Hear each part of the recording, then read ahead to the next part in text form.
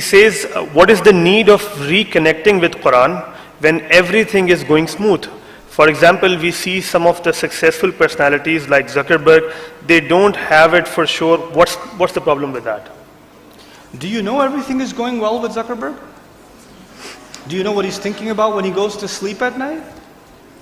Do you know if he has, I don't know, suicidal thoughts, depression, loneliness, trust issues, anxiety? Do you know any of this? You know nothing. All you know is a screen. You see a filtered image. अभी कुछ दिनों पहले एक actress थी एक और मुल्क में जिससे मेरी मुलाकात हुई. मैं एक टीवी स्टूडियो में था, उनसे प्रोड्यूसर से मेरी बात हो रही थी, तो उनकी मीटिंग एक एक्ट्रेस के साथ थी, तो वो भी आ गई स्टूडियो में. तो मैं सरप्राइज़ हुआ कि वो मुझे जानती है, मुझे फॉलो करती है. तो उसने मुझसे कहा मैं आपसे कुछ बात कर सकती हूँ. मैंने कहा जी कोई बात नहीं. तो उसने मुझसे बात करनी शुरू की. वो इतनी डिप्रेशन में थी, उसकी सुसाइडल थॉट्स थी, वो इतनी यानी बिल्कुल तकरीबन पैरालाइज थी वो. लेकिन स्क्रीन पे और इंस्टाग्राम पे उसके 40 मिलियन से ज़्यादा फॉलोअर्स हैं.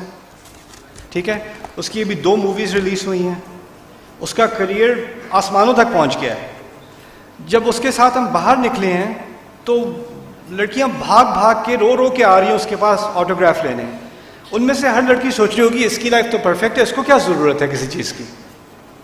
लेकिन उससे अगर आप जिस तरह मैंने बात की है वो तो अपने उससे आंसू नहीं रुक रहे थे अपने, जिस सूरत हाल में वो थी इंटरनली.